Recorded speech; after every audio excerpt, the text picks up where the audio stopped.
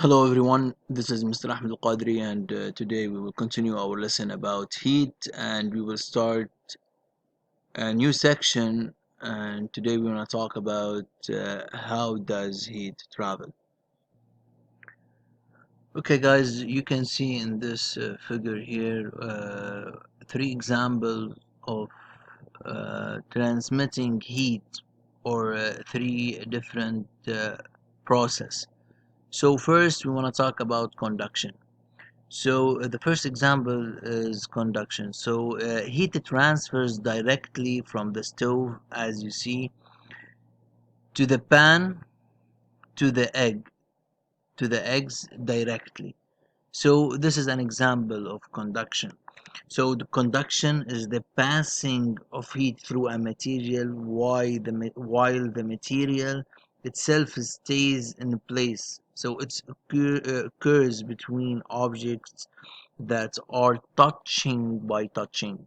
So when the pan touch the stove, so it's directly uh, the heat directly transfer by touching. So when the heat transfer by touching, we can say this is an example of conduction. Okay guys, another example of transmitting heat is convection.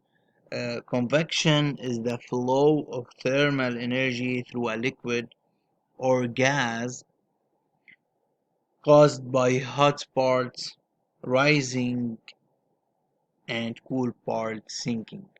So in convection, hot water rises as cold water falls. So this is an example of convection. So if I put my hand here up, I can feel the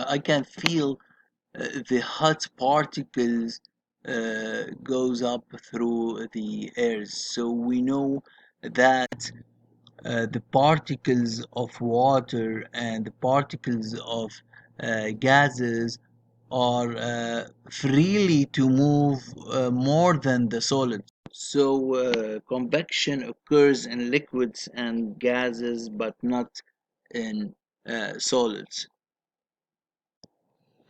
Another example of transmitting heat is radiation. So in radiation, electromagnetic rays carry energy from the hot wires to the toast. So another example of electromagnetic rays, the microwave when we heat some food. So this is another example of uh, transmitting heat by radiation. So also Earth's surface is warmed by radiation from the sun.